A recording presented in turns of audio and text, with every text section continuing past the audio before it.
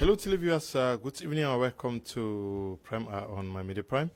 Once again, I always say we are sorry. The traffic situation in the town of Douala is really very, very difficult with the ongoing works with respects to Cameroon's hosting of the Shan competition.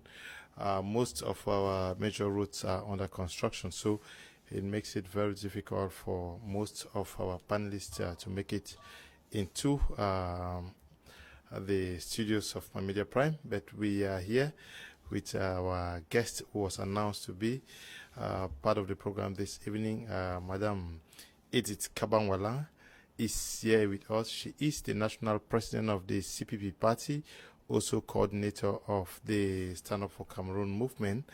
Madam, good evening. Good evening. Happy New Year, because I think it's the first time this year that I'm coming on the program. Happy New Year to all of the viewers out there. Also, of course, our very deep condolences, because we have unfortunately started off the new year once again with a lot of violence, a lot of killing across the northwest and southwest across regions, the northwest and southwest, but also across the extreme north region. And a lot of Cameroonian families are in deep sorrow. So our condolences. Drowned in one of the rivers, I'm sure in the center region recently. Yeah, I did not get that, but I am certain that we are going to see more of that. The problem of flooding, the problem of landslides.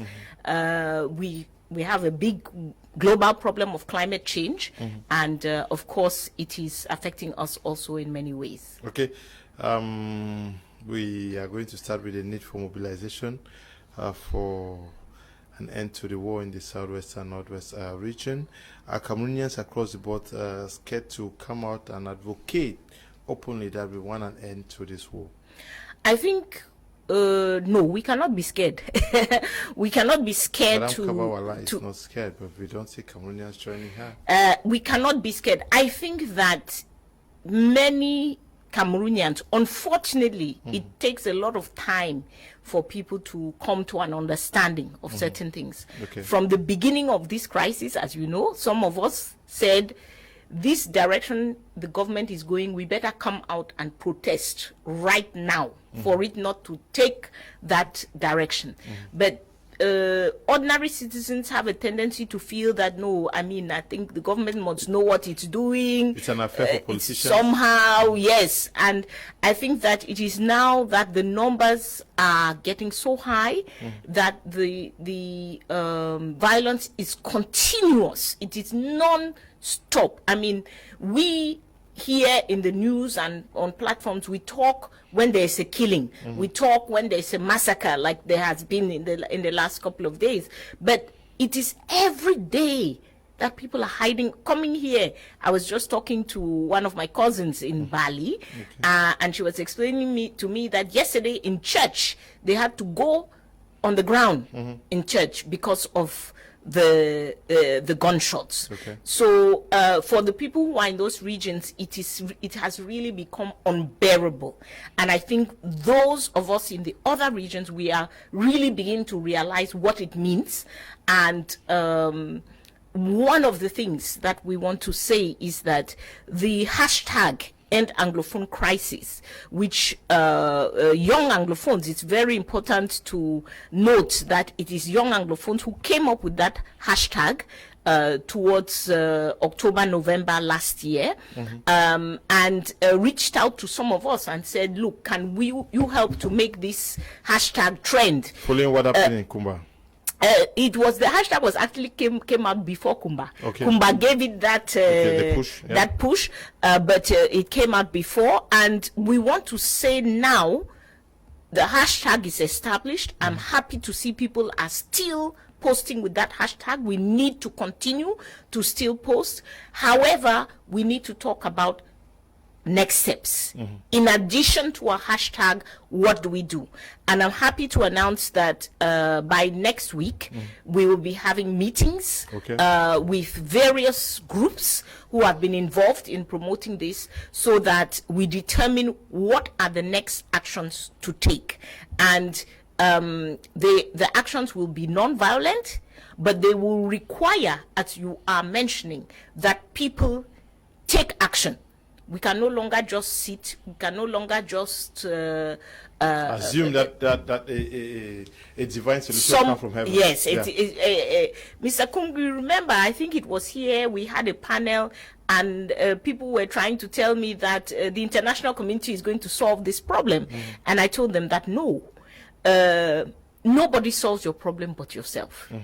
The international community may come and give a push. The international community may come and help, but they have not solved Syria. They have not solved Palestine. They have not solved South Sudan. It is not us who are so exceptional. So we must take responsibility ourselves for the solution of this problem.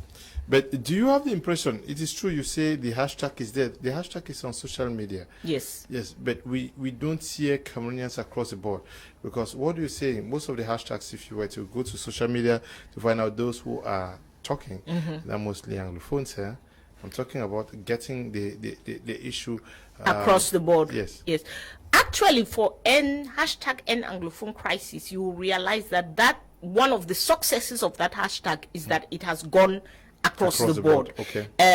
It is driven by young Anglophones, as it should be. I think it is perfectly fine for young Anglophones to be in the leadership of this. But I can say with confidence that a lot of Francophones picked it up, and that you see a lot of Francophones up to today posting with the hashtag. But we must do more. The hashtag alone for this kind of crisis is not enough. You know, some people, because we had some success last year with hashtag End Phone Tax, if you remember. Yeah. We succeeded caused the presidency to put a stop to this tax. So some people were feeling like, okay, all we need to do is tweet hashtag End Anglophone Crisis. But the Anglophone crisis is much more complex. It is much more entrenched, and we have to do more. Congratulations to all those who have been posting. It's great to post, but we need now the additional steps. You need additional steps. Okay, you want a coalition to a force that will pressure not only the government but the other side to see need to end the Anglophone crisis. But what do you make of the Anglophone elites themselves? Should it not start with the Anglophone elites? You are an elite from the southwestern northwest region. Yes. Should it not start with you people? I think that first. Yeah. You have to realize that I am of the Cameroon People's Party. We don't even like the idea of an elite, because this is a CPDM conception of the world, that there is some special little group of people who know better than the other people, who should decide for everybody, who should keep all the resources for themselves. I think a fundamental problem in Cameroon, that we are suffering from is that concept of elite? Is elite capture. Okay. The elites have captured everything. Everything is for them. The jobs are for them. The land is for them. The businesses are for them. The positions are for them. They have captured the state. The state is completely captured by elites from across the country. And I put the elites very much in quotes, because I believe in the English language, when you say elite, it is somebody that has distinguished themselves for excellence. Yeah. These people who have captured our state and who have captured our resources are anything but excellent. They are quite mediocre in competence. They are quite mediocre in their ability to solve any problem. It is completely a notion which at the Cameroon People's Party we disagree with. I think that the people we are reaching out to are the women who are selling in the market, okay, are the young people who do not have jobs, the young people who have all had to flee. As I told you, I was speaking to my family members on my way here in the car, and there are no young people in the village. My cousin was telling me, I can't do this, I can't do that, I can't do this, because remember, there are no young people. We can vividly go back to the videos of the old mothers who were burying persons in Boyo division. Exactly. It also happened in Womb.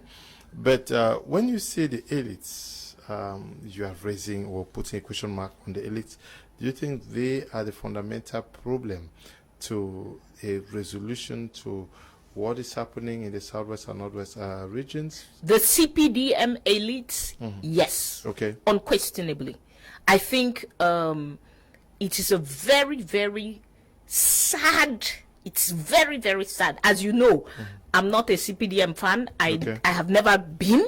But I would have liked to think that there was a limit to their level of greed, their level of looking out only for themselves, and so on. I would have loved to see a limit to that, and to know that, no, there are certain principles, there are certain values that we all share. But what we have discovered in this crisis is that the Anglophone CPDM elites are willing to sell out the entire population. They are the ones in Yaoundé saying that there's no problem. I had a 3-hour meeting with Minister Tamnjong, who told us that there's no problem. Not too long ago, about right before the Kumba massacre, the day before the Kumba massacre, when we were meeting. He was already Minister of Territorial Administration. The Kumba massacre just a few days ago, in November, and he was telling us that there's no Anglophone problem. This is what he said in 2016, which triggered the violence, and this is what he's still saying 5 years later. And he's not alone. You have a good number of Anglophone elites in Yaoundé who hold that kind of language. Okay, Chisap, good evening to you, and to you, Jack Shilgo. Sun State, good evening to you, and also to you, Dr. Ako John Ako, who is following the program. Apostle Ambi Valentine, good evening to you. Led Love Lead, good evening to you. Smith Bright, good evening to you. Melin Jamia, good evening to you. Deaconess Ngi, who should be watching us either from the UK or in America, good evening to you. Tuva Robbins, good evening. Bunwe Riden, good evening to you. Petitala, good evening. And Petitala, I don't know whether you're the one watching from Ukraine. And to you, Brandonil Askar, good evening to all of you. You see the political elite, Anglophone political elite, will not want this. But what about the political class? We have not seen a political class that is uniform towards ending this crisis. Professor Maurice Kamto wants it his way. The SDF says their own. Stand Up for Cameroon, maybe speaking another language. Why is there no synergy in the move from the opposition camp towards wanting an end to the crisis? I want to... I think, Mr. Kum, that to be fair, I think that to be fair, you should outline that Stand Up for Cameroon had a position from the beginning of the crisis, which has ended up being the position that all of our other political colleagues have finally arrived at. That's why we did not go for the presidential. That is why we did not go for presidential elections. We said, in fact, we met with the others and we said, let us come together because this regime wants to hold elections. They very badly wanted to hold those 2018 elections. And we said, let us put conditionalities on the table before the elections, notably the end to the Anglophone crisis. At that time, some of our colleagues, you have mentioned them, they so badly wanted to go for the election that they were not ready to listen to anything.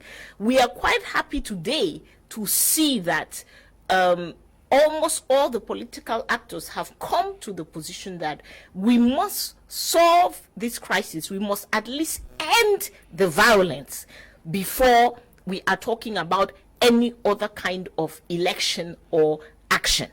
However, as you have mentioned, this has been done in such a fragmented manner, and also it looks like people were looking out for their own interests, because when it suited them to go for these elections, they did so. When they thought they would take power. Well, either power or keep their parliamentary seat or whatever.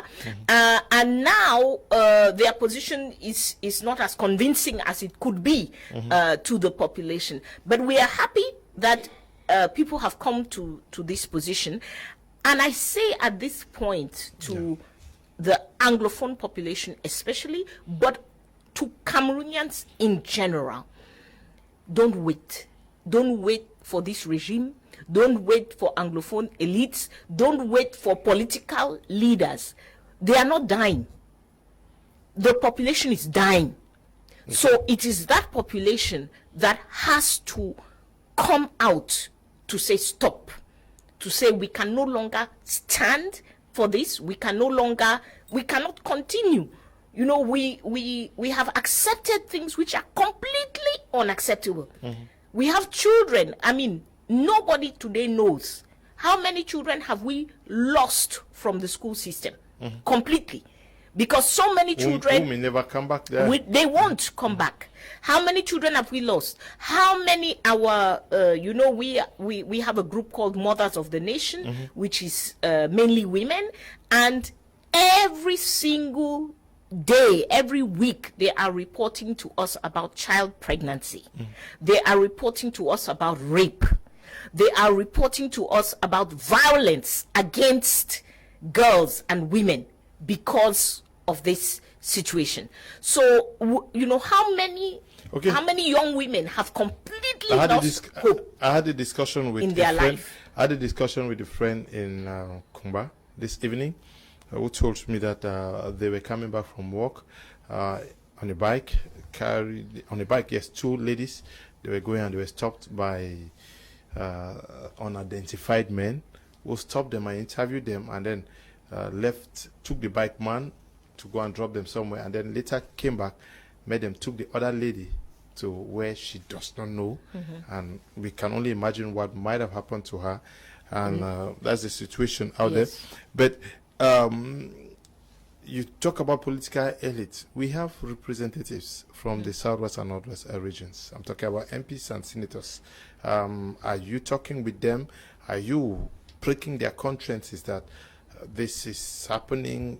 Should you guys not also join our fight to pressure government to end this, and also talk to our brothers and sisters, because those who are holding guns are not from space now.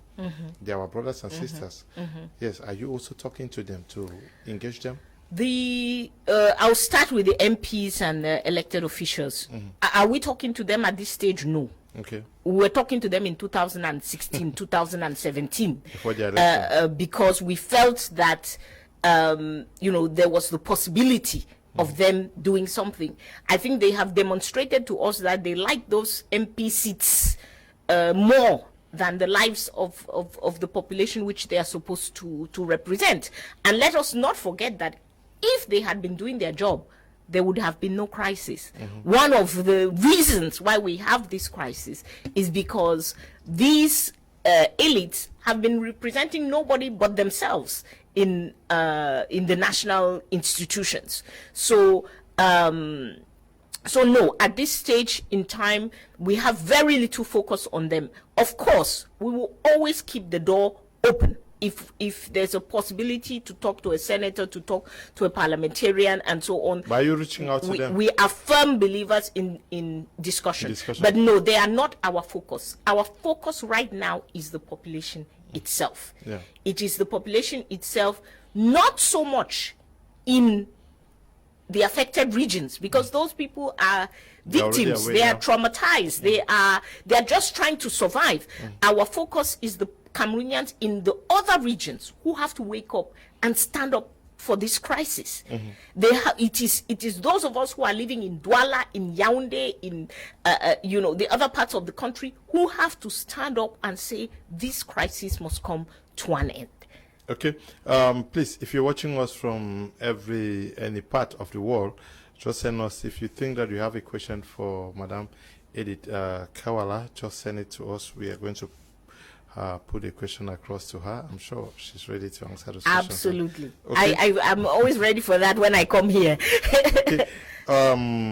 Madam Edith, we saw women come out after the Kumba massacre. Yes. Civil society. We have seen what happened in Momo division, where my classmate there, because the the Momo divisional delegate of communication, we did journalism together in the University of Boya. So she is a classmate and a colleague. But we've seen also military guys who fell in Santa and civilians. We've seen what happened in Jian division, where an estate manager was killed, and then the hands of some laborers chopped off. We saw what happened on Sunday in Mautu. Yes, but we've not heard the women. What's happening? Are they only waiting for when it's strictly children or women for them to cry out? No, I think that talk about the mothers of the nation. Yes, no, we are not waiting. Of course not. Of course not. We are the reflection that we have had. There was, of course, the suggestion that the women should come out, and the question that many women ask is that, okay, we come out and then what? We came out for Ngarbu. We came out for Kumba. We are not seeing any change. Yes, but you could change strategy. And that is why I am telling you that we had already planned before these killings to meet, to be able to redefine our strategy, to change our strategy, to look at, how we can actually mobilize, because the question is critical mass. It's a question of numbers. So far, we are very proud of the people who stand up every Friday. They are standing up in black, who come out when there is Ngabu, who come out when there is Kumba. However, we need more people. We need to come out not in 1,000, 2,000, 3,000. We need to come out in 20,000, 50,000, 100,000 to communicate to government. You heard the speech of the head of state on the 31st of December. Government has not heard us. They have not understood. We are speaking, we are demonstrating, and they keep repeating the same thing that they've been repeating since the beginning of this crisis. So we must speak much more loudly. We must speak differently. We must speak strongly for them to understand that we mean business. Yeah, but Madam Kah Wallah, are you only supposed to talk to government? Are you not also talking to the other side? Because when we saw what happened in Jian division, that was not done by government. We saw government troops, and my friend, colleague, my classmate who was killed. That was not done by government. What happened in Matazan was not. Are you not also talking to the other side? As far as the armed groups are concerned, I think the position of Stand Up for Cameroon from day one. We have always felt that, yes, there is an Anglophone problem. Yes, we must stand up for Anglophone rights. No, we must not do so with violence. Whatever is the case, we must not pick up guns and start to commit acts of violence, not only against the government, but against our own population, the people we say we are fighting for. We are, because you are just describing, as I say, you are describing the highlights. What is the life of the population in those regions like today? I just told you, at any what was explained to me this evening. At any point in time, you are stopped. You are asked to pay tax to finance the effort. At any point in time, you have a business. You are told that to run your business, you must give money to so and so. So we have created a situation where the population is under terror. They are afraid. It is, I think, one of the saddest things to me, because our Anglophone population has always been a very proud, strong population. But today, people cower in fear. They are helpless. They don't know. They cannot turn neither to the right nor to the left. And that is why it's important that it is those of us in the rest of the country. Yes, they too must come out, but those of us in the rest of the country must stand up and put an end to this. So the armed groups are not our focus, because we differed with them on strategy from day one. The focus is the government. We have asked them several times to put down arms, and I will ask them anytime today, please put down your arms and let us solve this problem in a non-violent manner. However, I want to really insist on this, because people want to put government and armed groups in a balance. The two are not in a balance, not at all. The government of Cameroon is responsible for your well-being and my well-being. It is even responsible for the well-being of those armed groups. That is a government. A government is paid by you and I every time we buy a bottle of water, a bottle of beer, and so on. We are paying taxes which go to finance this government to ensure our security. I've never given 5 francs to an armed group. I've never had any, they don't owe me anything, but government owes me. And government is responsible for the security of the state. If you read our constitutions, it is one of their foremost responsibilities. That of the president, the president of the republic. And when there is an armed insurrection, it is government to put, the onus is on government. It is government to call for ceasefire. Government has never called for ceasefire. It is government to install a process of dialogue, all of the things that we have been talking about. But the government will tell you that there was a major national dialogue last year now. There was not. Let's not kid ourselves. I mean, we can either feel that we are serious about these people who are dying and tell ourselves the truth, or we can continue to pretend, and I don't know whom we are pretending to or who we are pretending for. What happened in Yaoundé in 2019 was a what do you call it? Major national dialogue. No, it was a CPDM conversation. It was a discussion among CPDM people, and then they invited a few guests. That's all that it was. 80 to 90% of the people who were there were from the ruling party. Okay. You and I cannot have a problem. Then I call my family members to discuss the problem. You are not even present. Okay. Good evening to you, Brandolin Aska, and to you, Porter J. Hans Abi. Good evening to you, and to you, Willie Eko, Mbunwe Riden. Good evening to you, Nju Elvis, and to you, Mbungong Valerie Tamba, and to you, Boris Ngo. We are glad to know that you are following the program on social media. I will take some messages from those who are watching us live from their homes. So I don't know whether there are some questions for Madam Kah. This one says, good evening, Mr. Leo. I thank my Media Prime for give me hope that television can still make Cameroonians know the truth. What I have for Madam Kah is that what happened when she had all it takes to put for the Anglophone Southern Cameroon case when she went to overseas. Wabatum is writing from womb. Good evening to you, Wabatum. I'm sure Madam Kah is going to answer you. Yes. She did that. Good evening, Mr. Leonard. Good evening to Madam Edith Kah Wallah. There is a mountain of evidence that Cameroon government does not want to solve the crisis in Cameroon. Debate upon debate won't change anything in Cameroon. The government enjoys a lot of pleasure as we sit and explain all sorts of ideas to bring change in Cameroon, which is the exact position that we want.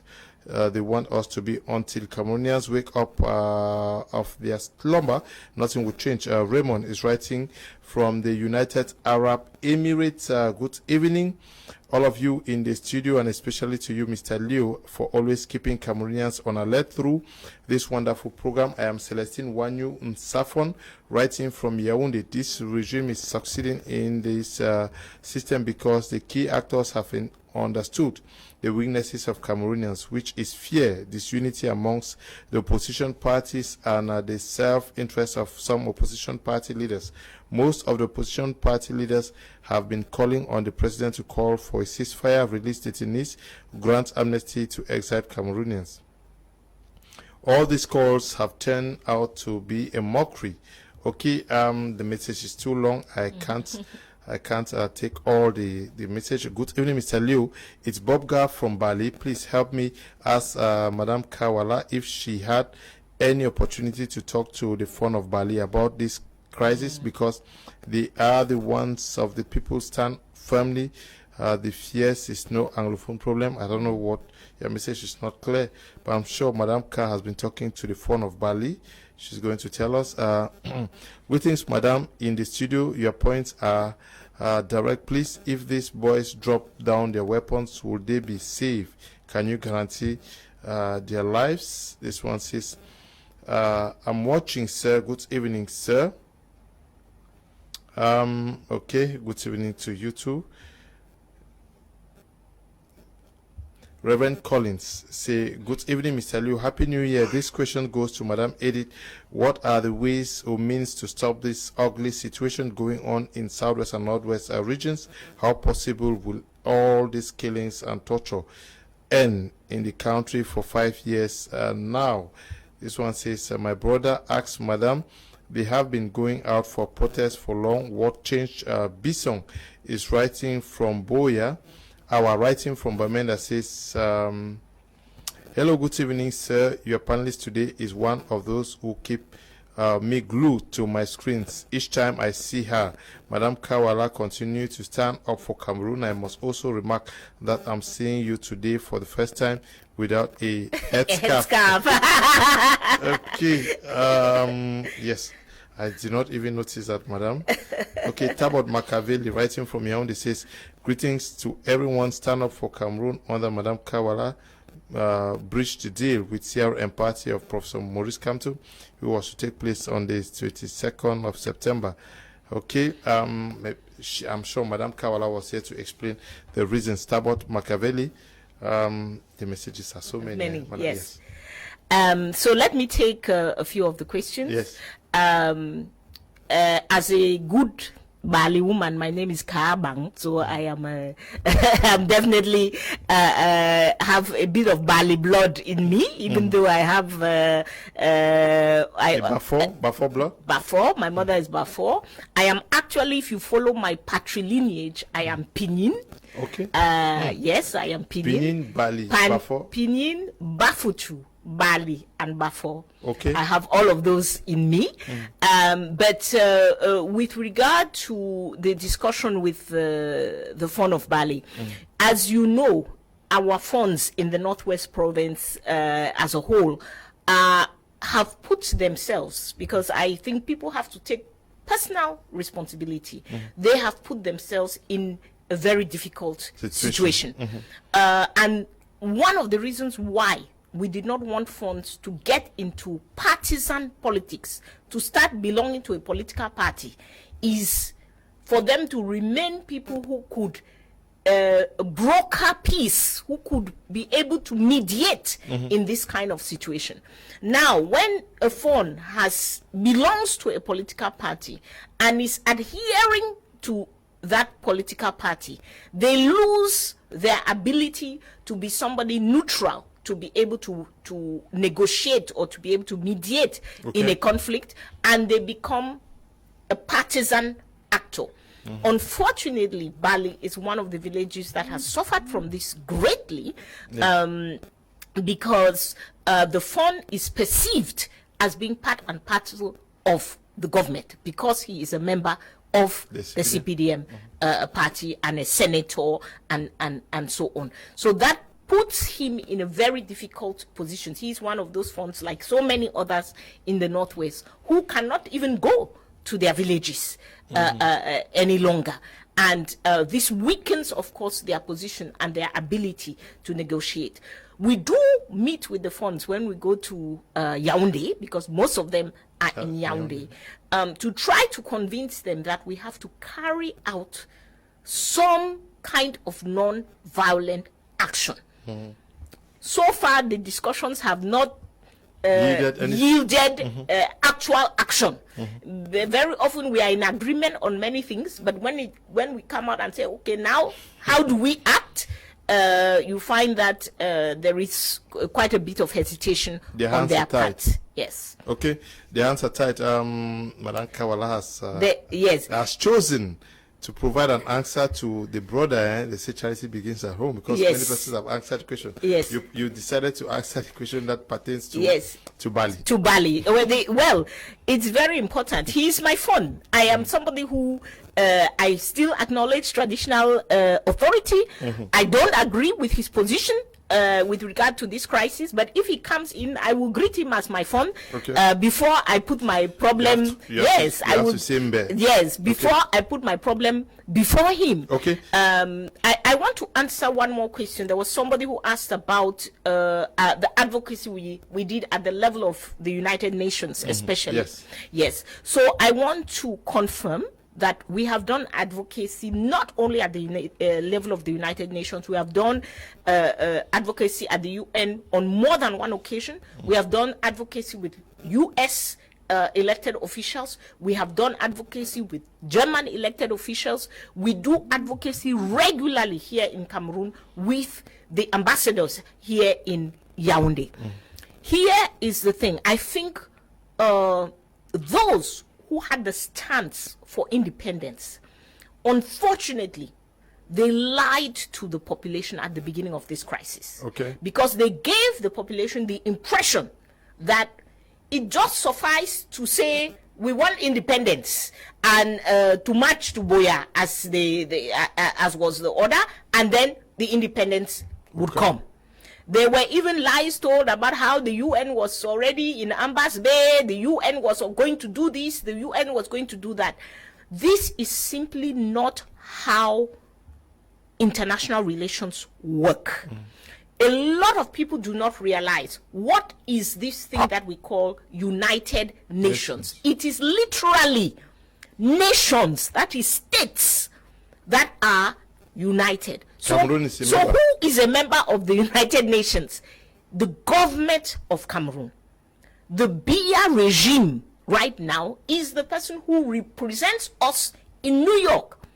And I can tell you, for example, that at the time we were negotiating for the area meeting, I think you remember the area meeting, it was a fight. It was almost a physical fight to get that meeting. And the government of Cameroon was busy. As we were knocking on doors asking for the meeting, they were busy knocking on doors telling people that they did not want that meeting. As you could see, because I think even up to now you can see that video online, they have the right to speak in that meeting, much more so. Of course, there were testimonies given by NGOs and so on and so forth. But reach out. But as a state, a member state, they have the right to talk there in ways that you and I cannot. And the geopolitics of Cameroon is this. Cameroon today, and has always been, a key country in Central Africa. We are the biggest country in CEMAC.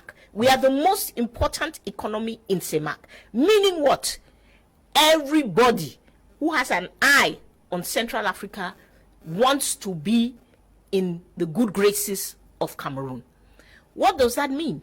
Who is on the seat right now? It is Mr. Biya.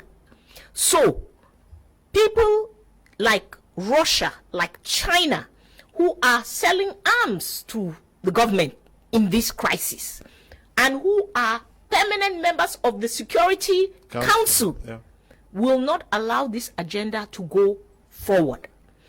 People like France, who dance, today they are playing this way, tomorrow they are playing the other way, and so on, are people who, on the day of the meeting, you may find that they have decided that today we are siding with the government. People, you can have people like the US, but even the US hedges its bets. Yeah, but we saw the U.S. Undersecretary for African Affairs, who said clearly that the United States respect the territorial integrity of Cameroon, and the UK also. Let us be clear on that. There is no country, not one, who is interested in anything called secession. there is no country who is interested in the independence agenda. When we go to these countries, we are talking about Anglophone rights within Cameroon. We are talking about the need for Anglophones to be able to live as first-class citizens like everybody else within the country called Cameroon. Yeah. And people need to also be clear about this in geopolitics. Almost every country will be against you when it comes to secession. Why? Because in most countries, you have one group or the other who is also agitating even in France, for secession. Of course, in France, you have the Corsicans who for years. In Spain, you have in Nigeria, a lot of people expected Nigeria to side with the Anglophones just because they speak English. That is not how geopolitics works. Nigeria looks at the movement for Igbo independence, which it has, and it says, if I agree to this for this other man, then people will also agree to it for me. So you find that most nations are against secession most of the time, and none of the major world powers has ever given any kind of credence to that independence agenda.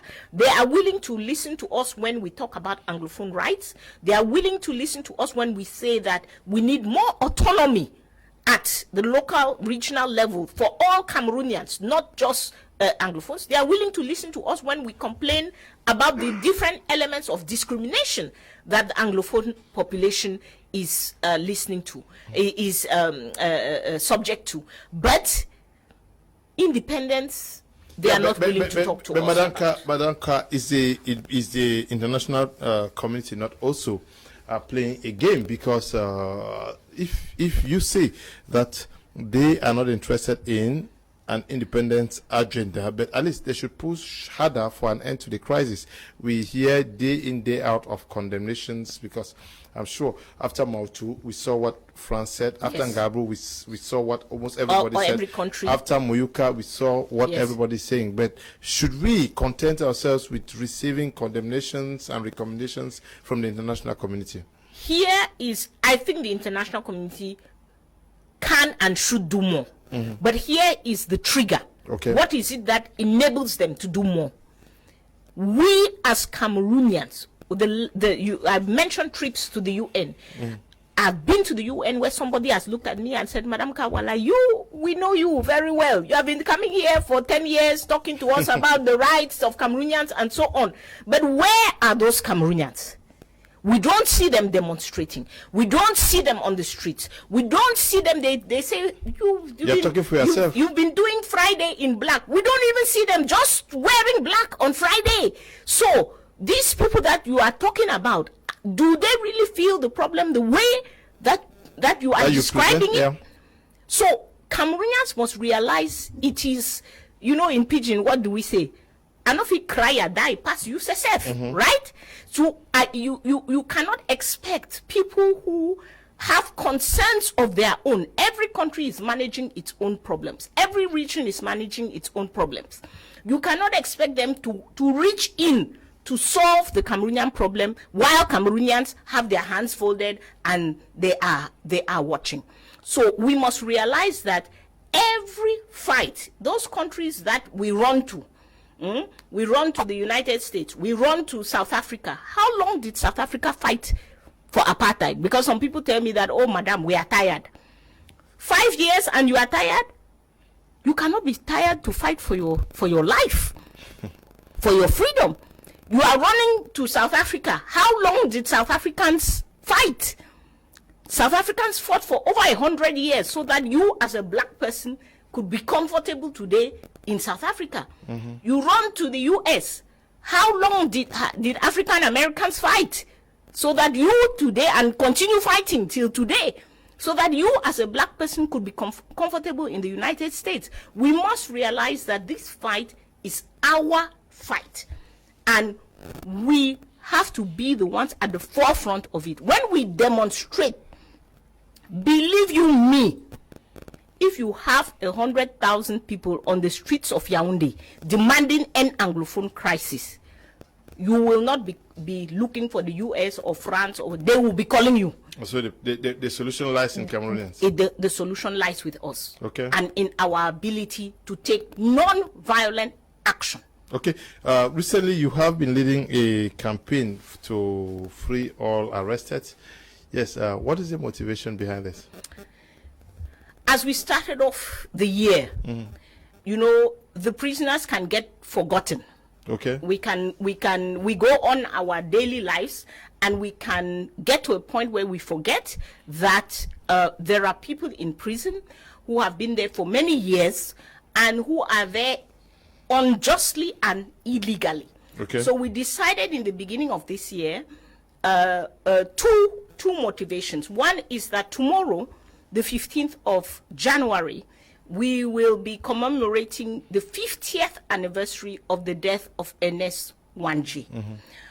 This is a Cameroonian nationalist, freedom fighter, who was also a political prisoner. Yeah. So we thought in this month of January, throughout this month, let us remind Cameroonians that there are people who stood up for all of our rights. When they stood up, it wasn't for their individual rights, it was for all of us, and they are still in prison today. You have, let me start with the most recent. You have people who were arrested on the 22nd of September for the march. They were marching peacefully. We did not see any of them break a chair or a table or a window somewhere, and they are in prison today, including 4 members of Stand Up for Cameroon who were arrested on the 18th of September, 4 days before the march. They are still in New Bell as we speak. We visited them on Saturday, and those young men are there. Then you have over about 135 CRM militants who are still in prison as we speak. Then, now let's move from there to those of the Anglophone crisis. Many people do not realize arrests are continuing till today. Okay. In the context of the Anglophone crisis. I'm coming right back to you. Let's take a short break. Wait a second, we're coming right back.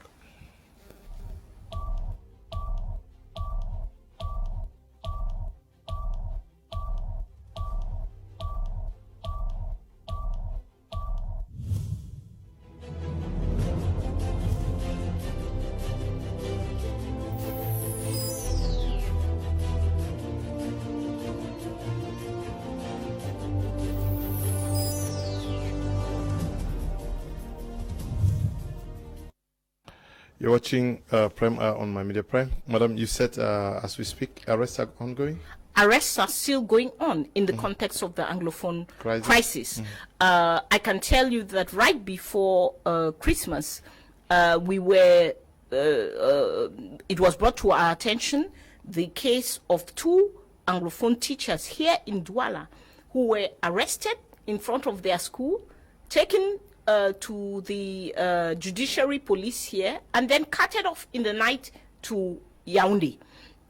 Mr. John Sama Moses was missing. His family could not even identify where he was. So that was a case we had to get on it. I eventually had to go to Yaoundé myself simply to try to locate this gentleman. And luckily enough, we did that and we were able to locate him. But he spent 43 days in the hands of the Cameroonian judiciary system without anybody knowing where he was. He underwent torture. He underwent inhumane treatment. So this is still going on. This is in addition to the hundreds. Today, we no longer pronounce so much the name of BBC Mancho. In 2 days' time, on the 17th of January, in 3 days' time, is going to make them 4 years. 4 years that they have been in Kondengi. There was somebody who asked a question. Can we guarantee the safety of the young men who put down their arms? there is a program called DDR where these young men can go, demobilize, as we say, and they reintegrate the society. They put down their arms and they reintegrate the society. Unfortunately, those who may have committed crimes because they have guns, so they maybe did a kidnapping, maybe they terrorized the population, maybe they even killed somebody, those people can go, put down their arms, and be reintegrated into society. Meanwhile, the non-violent prisoners who exactly. And you see, this is where this government is totally incoherent. It does not make sense. Why are you still keeping people in jail who never committed an act of violence? There was no violence even at that time. You cannot even accuse them because there was no gun anywhere at that time. So why are you maintaining them in prison while you have a DDR program for those who may have committed a violent act? So we wanted to remind them. And the third group of prisoners that we want to always remind about are those who are victims in the fight against Boko Haram. Mm-hmm. In the fight against Boko Haram, many things which we see in the Anglophone regions were happening at that time. The army would come in, maybe Boko Haram attacked somewhere in this neighborhood, they would come in, cover the whole neighborhood, arrest everybody in the neighborhood, take to jail. Some of those people are still in prison as we speak.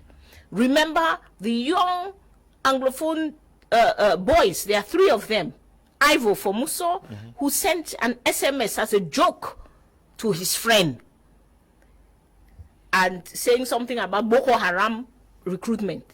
Ivo is still in jail as we speak. He's in jail for sending an SMS. Those 3 young men, they went in as minors. Some of them are already they are already adults in the prison. So we wanted in this January, as we start up the year, to remind all of us about those people who are in prison. But also you must know that when we are carrying out a communication campaign, we are carrying out action on the ground. So we are going to meet. We are one of the groups in Stand Up for Cameroon. We go and meet ministers. We go and meet government officials to put our demands in front of them and to ask them, why is this still continuing? To put as much pressure as we can to get people released. Okay, to get people released, you mentioned in the beginning about Ernest Wanje. Yes. What is the message you're passing out there? And he is a fallen hero. Yes. Are you celebrating other fallen heroes? Always. I think Stand Up for Cameroon, we believe very much that the work we are doing today is only a continuation of what those who came before us did. If they had not stood, we would not be able to stand today. So we must always remember them. We must always take a look what we will be doing tomorrow at the UPC Manidem headquarters here in Douala, at the grave site of Ernest Wanje in Bafoussam. We will be there. We will take some time to think about his life. What motivated this man, who was a teacher at the time that was an elite profession? What motivated him to, first of all, join the teachers' union, then join the political party, and go as far as giving his life? Ernest Wanje was assassinated by the government of Cameroon. He was shot to death. He was sentenced and he died by firing squad. And he did so proudly in the name of fighting for a true independence for Cameroon. So at this time, as we are looking for courage, there was somebody there who sent a message, and he's right on point when he said, the enemy today is not the BR regime. It is the fear that they have been able to instill in us. And it is that fear that we must overcome. It is it is reasonable to be afraid. Me, I always, because people always call me Madam Courage, you have so much courage, Madam. It does not mean that I would be stupid if I see a man with a gun and then I have no gun and I'm not, I'm not afraid. But we think that by training ourselves in techniques of non-violent action, by carrying out small actions, by getting into the habit of confronting this regime, we build up the courage that we need to go large scale. Madam, is it a reminder that the Cameroon government and Cameroonians as a whole should not only celebrate Ernest Wanje, but other great Cameroonian heroes who have fought for this nation, in the likes of, we have Ndeli, we have Foncha, we have so many of them. Absolutely. I think that one of the tragedies of our country is that our history is not taught, especially our political history. People want to hide that political history and they don't want to talk about it at all. I think that we should learn the true history, and I say the true history because unfortunately in the last 5 years, we have also had a lot of versions of history which are politicized, completely incorrect. Completely incorrect. People are twisting the story one way or the other for their own agenda. I think that we need to look at this history. We need to look at the lives of these people. What motivated Ndeli? Why? What motivated Joa? What kind of prime minister was he? What motivated Foncha? What kind of vice president, prime minister, vice president, under what circumstances was he? Did they resign? Exactly. And also for me, I'm a woman. I question these men. They are not perfect men. First of all, my question is, where were the women? How come they decided to do this thing all on their own? That is always a mistake. Okay. Secondly, is that they were not perfect. There is no perfect man, so they were not perfect men. They did some things right. They also did some things wrong, including Wanje that we are celebrating tomorrow. We should learn from what they did well, but we should also learn from their mistakes, from the things that they did wrong. So learning from history is always positive for a society. And for Stand Up for Cameroon, when we always talk about political transition, you realize that we always say we must confront our history. Okay. We must go and look at that history and see what was good, what was bad. There's no people that has a perfect history. We must look at what worked, what didn't work, and on the basis of that, you decide what am I building for the future. Yes, Madam Kah. Now, it is a campaign. You are on a campaign. I've seen the pictures of Mamadou Mota, the pictures of you cited BBC Mancho, and a host of others. Conrad. Yes. What are the activities that are accompanying this campaign? Okay, great. So there's the communication campaign. We have a campaign. We are right now compiling a human rights report. We have realized, and there I appeal to all of those who are watching, because we have realized that the approach has been piecemeal. Okay. You know, once in a while we get up, we talk about this case, we talk about that case. But if I ask you today that where do I go if I want to see all of the cases that have happened in Cameroon, if I want to see all of the prisoners, where do I go? So we have started working systematically, and there it is not just Stand Up for Cameroon. We are reaching out to all of the human rights defenders in the country, so that we compile together the information, and we will begin to do a monthly report. Okay. And that monthly report now is a tool for us to go for advocacy.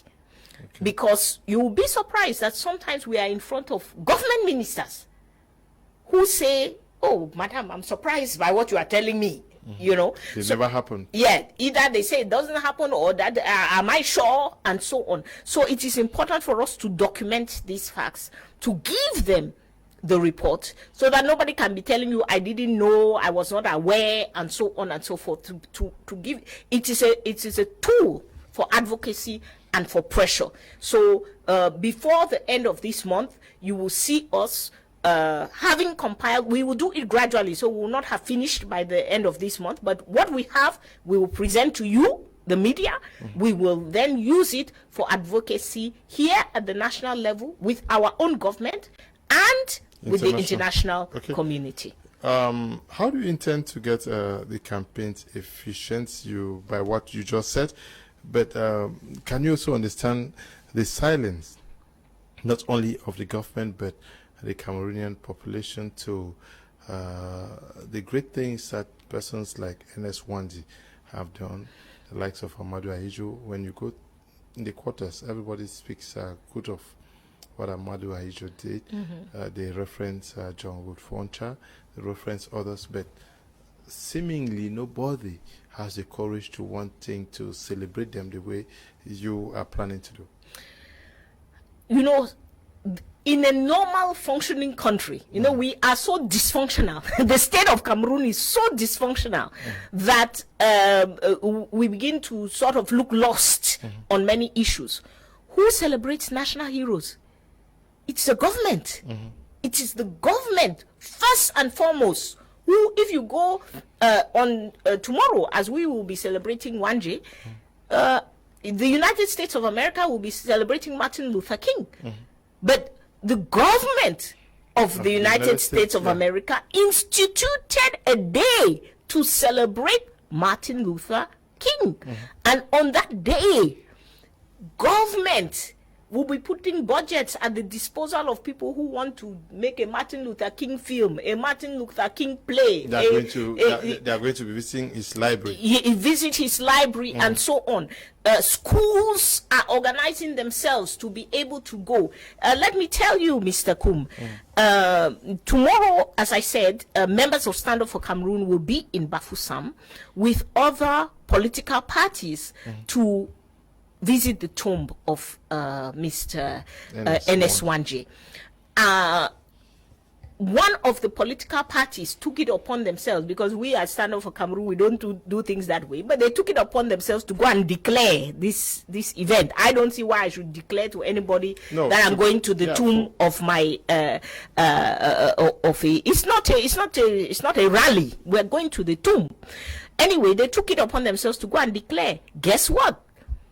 The prefect has said that we cannot march to go from the street to the tomb, that we should only come to the tomb. You know, this is a regime which is afraid of its own shadow. So anytime you have any kind of manifestation of people, any type of gathering, they become scared. So the reason, to answer your question, that Cameroonians are not informed enough about these heroines and heroes, because there are a lot of women who have done amazing things in our history for this nation. The reason that Cameroonians are not aware is because our government has not made it a priority. We have an Avenue Charles de Gaulle here in Douala, I think so, right? Where is Avenue Kennedy? Yes, we have Avenue Kennedy. Where is Avenue Foncha?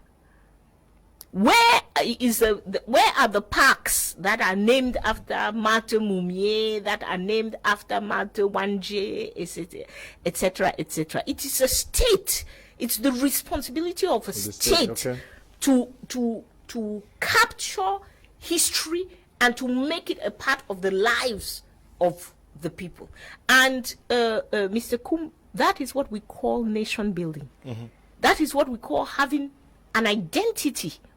If we had a small statue somewhere that had Joa beside Foncha, beside Wanje, beside Umnyobe, then Cameroonian young people will learn that they were freedom fighters from all of the regions of Cameroon. Yeah, maybe the Cameroon government does not yet consider them as freedom fighters. Well, they have made them into national heroes on paper. I think they did a decree or something like that. Yeah, but they're not yet celebrated. Like most decrees, we hope that the day it's still waiting for implementation. Yeah, Madam, I want us to talk about the recent killings in the northwest and southwest region. I talked already about what happened in Momo, what happened in Santa and in Jian Division and Fako Division in Mautu. Precisely how did the CPP and stand-up for Cameroon receive this news? Very badly. Very, very badly. Once again, I will talk to the people of my village, because Matazam is the corner leading to Pinyin. And this is the second time that we have had a major massacre in Pinyin. You remember the massacre that was in Pinyin itself. So people are very, very traumatized. We received it badly because we had hoped, beginning in this new year, that we would see some easing of the tensions and especially of the violence.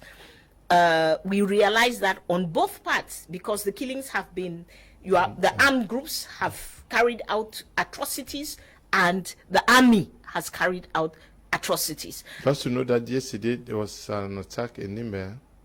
Yes, in my four. Yes. Not my four, around the middle farms. Okay. Yes. Okay. Some vehicles were burnt last night. Yeah. And that is also extremely worrying because there have been a few safe havens in the northwest and southwest regions, a few places that for XYZ reason have not been so affected by the violence of the crisis, and Limbe has been one of them. In the last 5 years, there have been very few attacks in Limbe, and Limbe is actually a host city for the displaced. There are a lot of displaced who have found refuge in Limbe. So when we see these kinds of incidents, it's extremely worrying. I think several things are happening, Mr. Kum. We mentioned the war economy that has installed itself.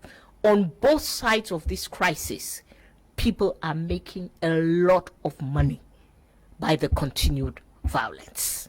And this is where we were shouting and speaking and telling the government, don't get to this point.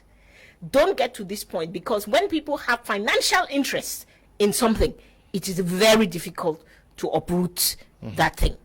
So that is number one, is that on the government side right now, they have to analyze this war economy and fish out those who are making gains. Not only, it's systemic. So it's not just about individuals. If you just take out the individual, you put another individual and he will continue. You have to bring an end to the crisis and cut off the source. Because when the government of Cameroon is buying arms, somebody is going to buy those arms.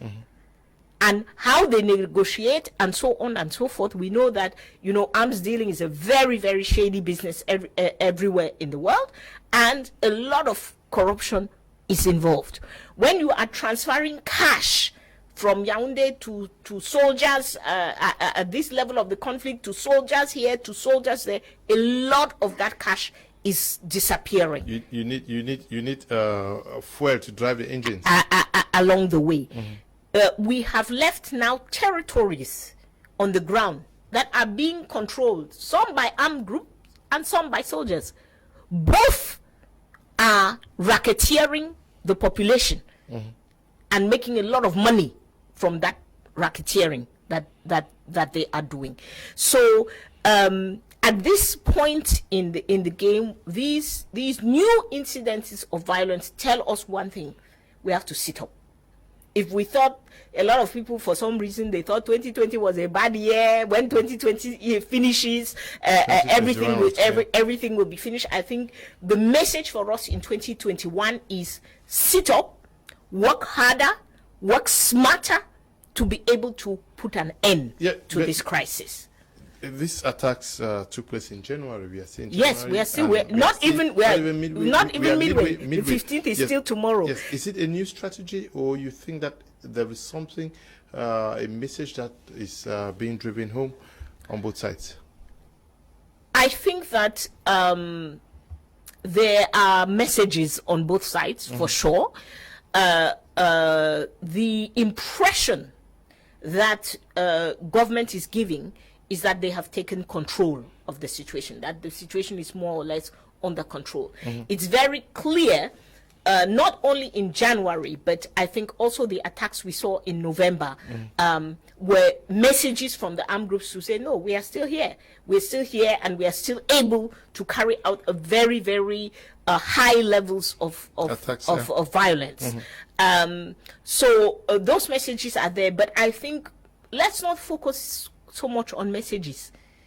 The fundamental problem is the crisis. The fundamental problem. So let's not focus on one attack or the other attack. The fundamental problem is that we still have a crisis, and until we are on a path to resolution, which at this stage in time everybody should realize there is no overnight solution to this. We are not going to, snap our fingers and then the crisis will be over. Now, what we are fighting for is to get on a road, have a road map, and get on that road, because it's going to be a long, difficult road.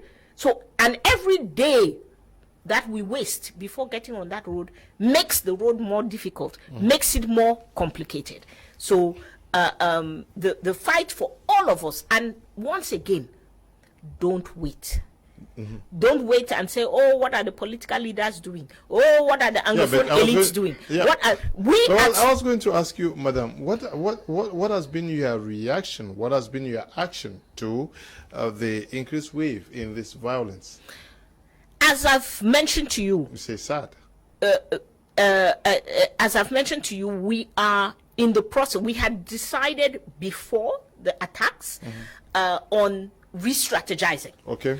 So we are in that process of re-strategizing, and we are inviting Cameroonians of all walks of life to reach out to us, to join us at the level of Stand Up for Cameroon, to come. We are not saying that you have to, if you are party X, that you will no longer be party X. You can stay in your party. We can work together to be able to find a solution to this crisis. We are not, if you are civil society and you don't want to join politics, we are not asking you to join politics. We are asking you to come. This is, the Anglophone crisis is a human rights crisis.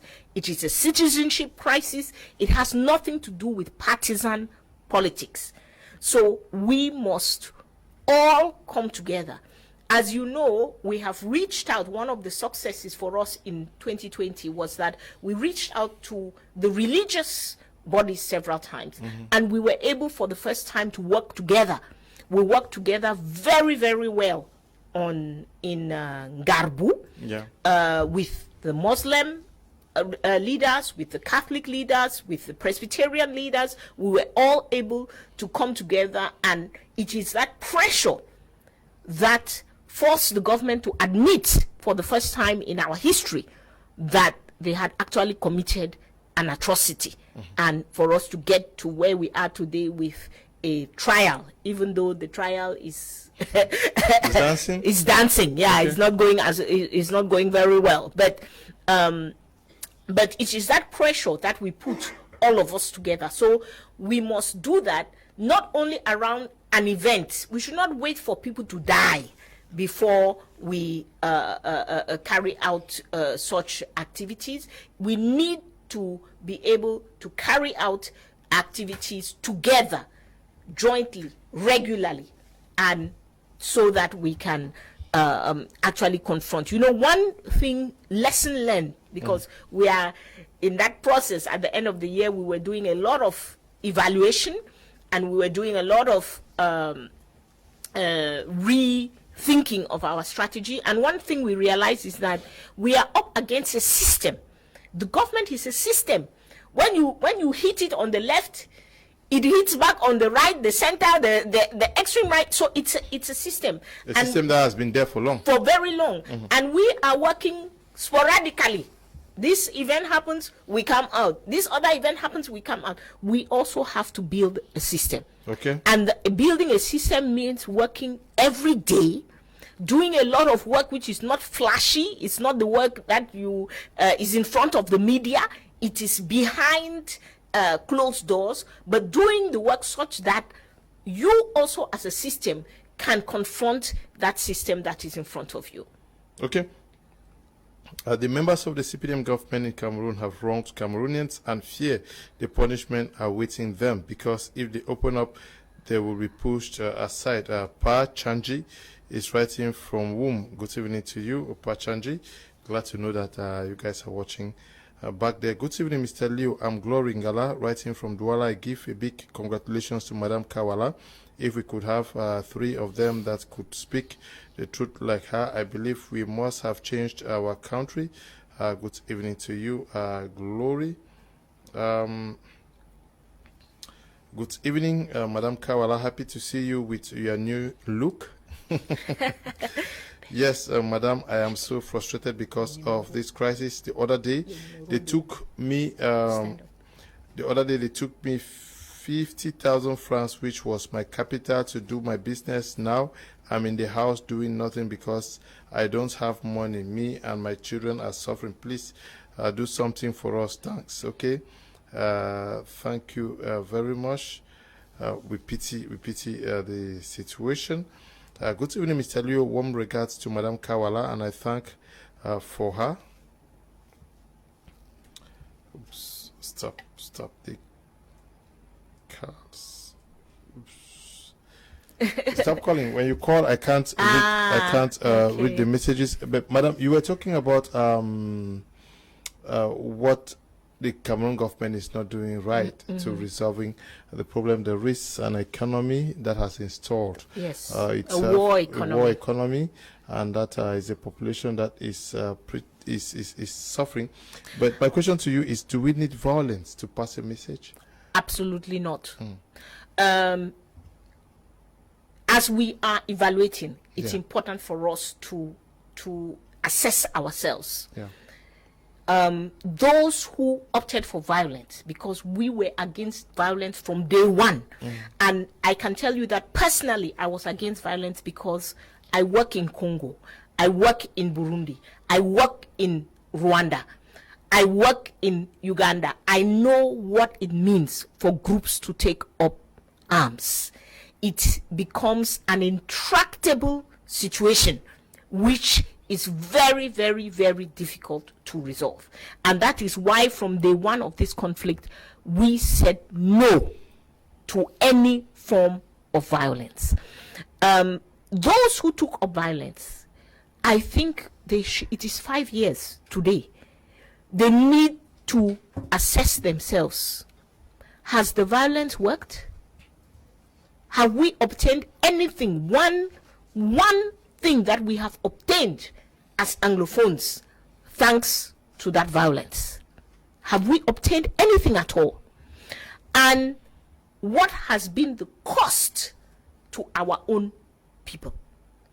What has been the cost to, a lot of people don't realize it, but those young boys in the bush are victims. They are victims because they are being recruited and given guns on false pretexts. You ask if we talk to them, we meet with them and hear their stories. And most of the time you realize that they are being lied to. They are being led to believe some funny story about compensation that they are going to get, about what they are going to get in return, and it never comes. You realize that the population, you cannot say you are fighting for me, for my rights, and then you are terrorizing me.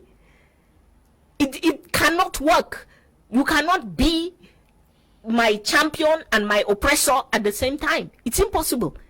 The armed groups, we know everybody knows it now, but I can tell you that from day one, it is not something because people say, oh, this crisis has turned into something. And no, from day one, that aspect of oppressing the population has been present in those who decided to take up arms.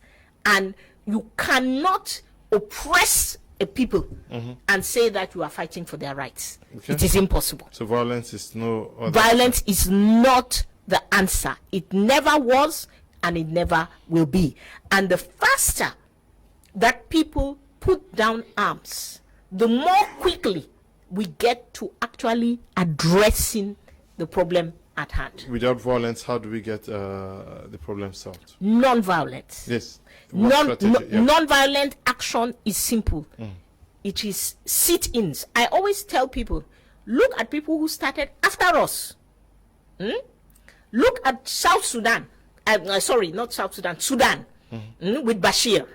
Yes? Bashir, they started in 2017. Where is Bashir today? He's somewhere in prison. The Sudanese are busy addressing their real problems of how do we build a nation. Look at the Burkinabe with Compaoré. Where is Compaoré today? Did they take up guns? I tell people that look at what is happening in the rest of the African continent, and you realize that those who have been able to get rid of dictators are those who have used non-violence effectively. From Tunisia to Burkina to Algeria to Sudan, people all around us are using non-violence. It's not a miracle. It is a matter of numbers. Coming out in our numbers to do a sit-in. Coming out in our numbers to do a march. Coming out in our numbers on Friday in black. These are the tactics that have been used elsewhere successfully. And those tactics simply demand that Cameroonians decide. I ask every Cameroonian, don't worry about what Mr. Kum is doing, what Kah Wallah is doing. What are you doing? And I am not asking you to do the same thing that I am doing. If your level is to be able to wear black on Friday, wear it. If your level is that, no, I can go a bit further, I can participate in a non-violent demonstration, then join us, because participating in a non-violent demonstration needs training, needs organization, needs coordination. You don't remain in your house and you say, oh, why are people not marching? Oh, why are people have not gone to the street? You must come to the meetings. You must come and be a part of those who are organizing and structuring things. Okay. Good evening, Mr. Liu and everyone in the studio. I'm Mukete George from Kumba. I think the government should call for a more organized dialogue in a neutral ground in the presence of an international mediator to amicably discuss ways of putting an end to this 4-year-old Anglophone conflict. Okay. Good evening to you, Madam Kah Wallah. She got your message. Please stop calling. When you call, I can't read. Okay, they have just started vaccines this way, with some of my colleagues being vaccinated today for the coronavirus. Okay, Paul Ngoe is writing from the United Arab Emirates. Good evening to you, my brother. Good evening. Good evening. I'm proud of my media prime. Let me say kudos to my senior sister, Madam Kah Wallah. Keep up doing the good work, Mama, for sooner or later the crisis will come to an end. The government is just playing overtime. It's Mr. Martin Akum Penye of Mukete Road, Kumba Town, and Jebe, adjacent to the family house of Madam Kah Wallah. Okay, you should know. Say, keep up the good work, my media prime. Thank you too. Hey, Madam Kah Wallah, where are you with your negotiation or with the CRM? This person is writing from the United States of America. Hello, Mr. Liu and the Leonard Kah Wallah. My question is directed to her, please. What political reforms are needed in Cameroon? Don't you think in the 21st century we ought to have at most 3 visionary political parties, would you buy that idea in such a way it won't be Madam Kah Wallah or any other regular party leader having proprietary rights, selling almost individual ideas over a party, but the reverse? Collins, for Collins is writing from Kupe Mwanenguba. Kupe Mwanenguba, I don't know whether it's in Bangem or in Tombel. Good evening, Mr. Liu. I'm Glory. Okay. You say I love your program. I'm new here. Thank you very much, Glory. This one says, good evening. It's our from Bamenda, Madam Kah Wallah, keeping the Ambazonian leaders in prisons and rather showing intention to reintegrate those who have laid down arms. The government believe that the leaders are those who radicalized those who took up arms. That's their justification for keeping them in prison.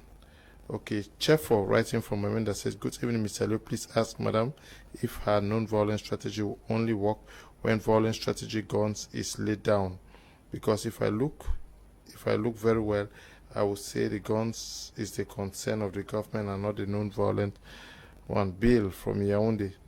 Okay, Bill, good evening to you. Good evening, Mr. Liu. Please kindly ask Madam Kah Wallah to tell us how feasible is it to protest on the streets by a common man and go free. Enomulu Bath is writing from Bamenda. Madam, Happy New Year. We are not tired. We are with you. Madam Evanjo is writing from Bova. Good evening. When the country's independence was in 1960. Davison is writing from Moyuka. Good evening, Mr. Liu and Mommy Kah Wallah. Mom, everybody can't come there to talk, but we are behind you, and God will hear our prayers as He did in the Bible to Esther. Esther is writing from Yaoundé. Good evening, Mr. Liu, and to you, Madam Kah Wallah. I salute you for your advocacy. A problem in Cameroon cannot be solved by any other country but Cameroonians, just as Gaddafi in Libya said that every country in Africa should try and solve their problems by themselves. Prince Tower Edward is writing from Victoria, that is in Limbe. Good evening to you in the studio. Politicians like Kah Wallah claim to know, okay, everything. United Nations, about the United Nations. How about the Sudan? George is writing from Bamenda. The Sudan is in war. Good evening, Madam Kah. Thanks so much for the revelations. Anglophones need to hear this so we know the path to choose. The guns won't help us, but we need to come together as one people to bring down the regime. Chantal is writing from Muyuka. Good evening to you, Chantal. Thanks so much, Madam Kah Wallah. Question, is independent a complete impossibility? Godwin is writing from Bamenda. Greetings to you, Mr. Liu, and to my role model, Madam Kah Wallah. Doreen is writing from Douala. Good evening to Mr. Kum, and my regards to the Iron Lady, Madam Kah Wallah, drawing from the recent experiences of the CRM's intention to protest against the regime. It means that any attempt for mass protest will meet resistance. Cleve Fofun writing from Bamenda. Mbunwe Redon can be watching from Ukraine. Good evening, sir. I appreciate the good work out there. Please help ask Madam Kah whether the Anglophone problem is a problem, is just the Anglophones or the Cameroons at large. Madam Kah, now we were talking about the violence, the non-violence. How does that, the approach used, how does it fit in the international agenda for an African country like Cameroon? Before I get to your question, can I? There was a last question there where it fits in anyway, where he's asking whether is the Anglophone problem an Anglophone problem or is it a Cameroonian problem? And I believe that Chantal gave the answer. The Anglophone problem is, of course, a Cameroonian problem. It is a problem that affects Anglophones particularly, but it is a question about the definition of our nation. Who are we? The question that Anglophones put on the table once again, because they have put this question several times. The question they put on the table in 2016 is, who are we? Are we as Anglophones part and parcel of this nation on the same level as anybody else? Because you are giving us so many indications that we are not. So this is the question that is on the table, and it is for Cameroon and all Cameroonians to respond. I used to say at the beginning of this crisis, and I maintain that point, that the rest of Cameroon has a decision to make. Either we will get rid of Paul Biya and remain together as Anglophones and Francophones, or we keep Paul Biya, in which case the Anglophones will never be happy in this country. So the problem which is posed is a Cameroonian problem. And I think also that when we say Anglophone and Francophone, we have to look at the reality. Mr. Kum, you live here in Douala. What do we call Mabanda? Is it Anglophone or it's Francophone or what? Or Biseke? Yes. Are those Anglophone regions or they are Francophone regions? They are here inside the littoral. If there are neighborhoods in this Douala where if you go, the entire Bonamusa is almost now. You can only speak English, at best Pidgin. But if you are not conversant with those, you may have a difficult time getting along. This is also true for certain neighborhoods in Yaoundé. In Yaoundé also. So we must realize also that we tend to say Anglophone and Francophone as if there is a clear division somewhere. It's a very, very unclear division. If somebody actually gave us that independence today, if actually they said, okay, go for independence, believe you me, we'll spend the next 20 years fighting over who is an Anglophone. Because the question is, somebody whose parents are Anglophone, who is born in my younger brother is born in Yaoundé. He has never lived a day of his life in the Anglophone regions. Is he an Anglophone? You have Francophones who are born in the English-speaking region, who during this fight, some of them are more at the forefront of the fight than anybody else, but their parents are both Francophones. Are they Anglophones?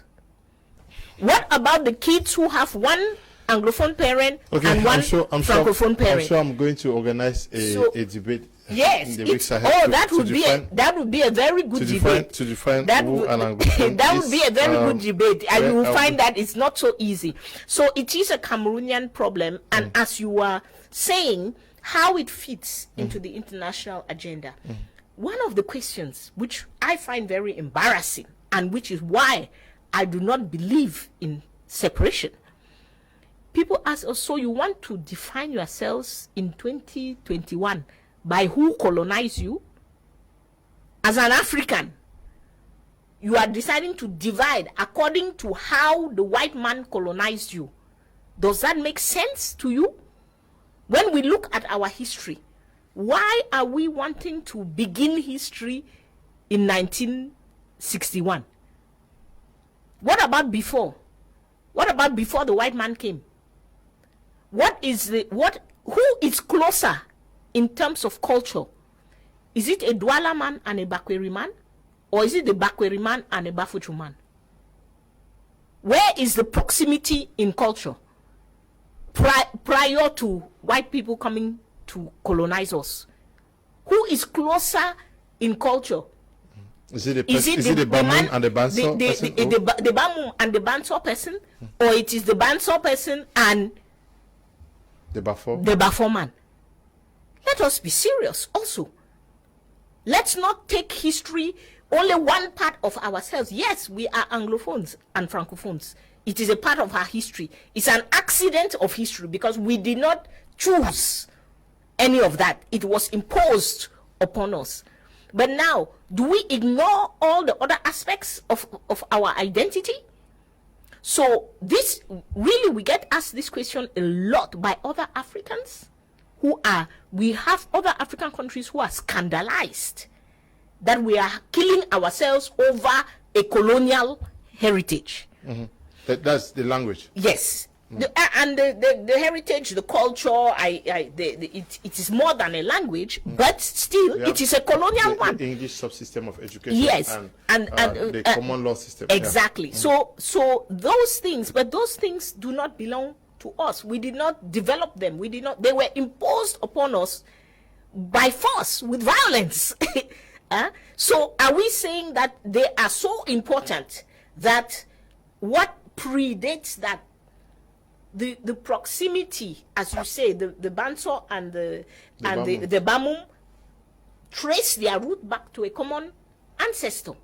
They're two brothers, right? So, how are we going to now create a country between the two of them and say that no, you are in this country, the other one is going to be in this other country?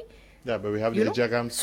We have the Ejagams who are in Nigeria and in Cameroon. Yes, but that again, those lines were drawn by the colonizer. The line of Cameroon and Nigeria was drawn by the colonizer. How well is it working for us? Do we now continue in those mistakes and draw more lines? So these are the questions we have to ask ourselves. And at the international level, as I say, the fact that Anglophones suffer discrimination is something that is understood. Mm-hmm. The fact that we must reorganize the state completely differently so that everybody in the country has the equal rights, has equal access to resources. These are things which people understand very clearly and they are willing to work with us on them.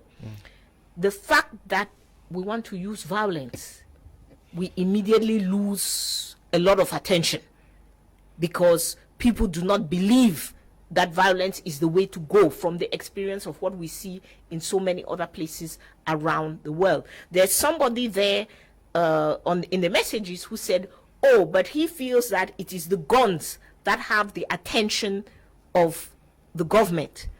My question to him is, what attention? Yes, the guns have the attention of the government, but what attention? The attention that government has given to the guns is to bring out bigger and better guns, more and more guns. So do we feel that that is taking us forward? The fact that Ambas will attack one or two soldiers and then soldiers come and attack entire villages, is this what we feel is going to give us a solution to this problem? And what will be left? At a certain point in time, you have to ask yourself, you say you are fighting for something, but if you entirely destroy what is existing, then what are you fighting for? Because we must realize today that even if the conflict were to stop today, and that tomorrow we say, let's start to rebuild, it is going to take us decades to build back our economy, to recuperate this lost generation, because we have a lost generation now with 4 or 5 years out of school. To those kids, I always ask people, those who are proponents of violence, because you have proponents of violence on the side of Ambazonia, you have proponents of violence on the side of government. And I always ask them, what are you going to do with these young men whom you have taught to kill? Do people think about that? That young man into whose hands you are giving a gun, and that when he cuts the head off a soldier, you are cheering on the internet, say, yes, we have got them. And then on the government side, when they invade an amber camp, you see people cheering. those young men, they are very young on both sides. I go to the field. You see some of them, you even get taken aback because you are not sure, is this gentleman 18 years old? He's so young, looks so young. Now, he is 18. We stop the war. In 2 years' time, he will be 20. He's coming to marry your daughter, Mr. Kum. Are you willing to give your daughter? He's coming to be your neighbor. Are you okay when you know that this is the man who cut the head off that gendarme? Are you giving your daughter? Are you going to be okay that he's going to be your neighbor? Because when you are cheering on for people to commit violence and to kill, to learn how to kill, as a society, we have to be asking ourselves, what will we do with these people after? Yeah, very difficult questions there, Madam. We are already at the end of our program. I think that there is need for us to organize a debate to actually understand who an Anglophone is. I pray that next week God gives us grace to organize it. Will you be there? You're traveling. Yes, within the country. But let's be in touch, and we'll be very willing to participate in that. Mr. Kum, I do want to give phone number we always get the question for the number. Okay. So for those who want to join us at Stand Up for Cameroon and to build up the system to fight back non-violently, the number is 657 87 1158. 657 87 1158. Give us a call. Please, there was even a request for that. We understand that people have individual problems. The reality is that we cannot solve the individual problems. So this number is for those who are willing to engage into the non-violent fight. Okay, please, if you want to talk to Madam Kah, if you do not get her number, just write to me after the show on WhatsApp, please. Because when I say a request for numbers, people send SMS. It will be difficult for me to respond. Just ask for Madam Kah's number on WhatsApp, and I'm going to send it to you after this program. The campaign for the release is on. The campaign for the release is on. Please be in black every Friday for the prisoners. Please help us to, we are putting their, as you have said, we are putting their pictures on social media. We are reminding people, please spread the word so that we remember those who are in prison unjustly. And please, just be listening, because we are going to be asking you for action in the coming weeks. Non-violent action, sir. Non-violent. Okay. Always non-violent. Okay. Non-violent from day one to until we solve the crisis. Okay. Non-violent. Okay, thank you, most of you. Fukeng, Prince, good evening to you. Mary, Baba, good evening to you. Nkai, Abadayan, to you. Fukeng, Prince, good evening to you. Stephen Asongani, Paul Zan, Puka Medi, good evening to you. Stephen Asongani, Susumutu, Ernest Mundi, Beta, my brother who is watching from Germany, good evening to you. Kenneth Chi, Beto Gimenez, good evening to you. Lem, Mercy, good evening to all of you who watch on social media, and many of you watch from your respective homes across the nation. We say thank you. If you want to talk to Madam Kah, just request her number after this program. I'm going to forward the number to you. We also want to say thank you to the production team, Eli, Desmond, and to you, Noel, and Bertrand working at the broadcasting, and to you, Tabi Tambe Bryant. We say thank you to all of you who watched the program today. Stay blessed. Bye-bye.